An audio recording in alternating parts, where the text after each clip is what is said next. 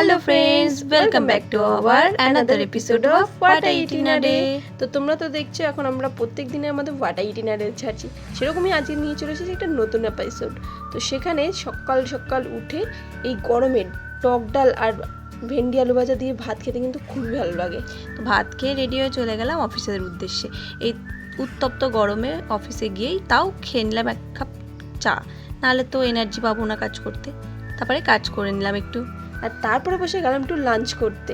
আজকে লাঞ্চে ছিল হচ্ছে চিকেন আর রুটি। আমার কিন্তু চিকেনের সাথে রুটি কম্বিনেশনটা খুব ভালোই লাগে।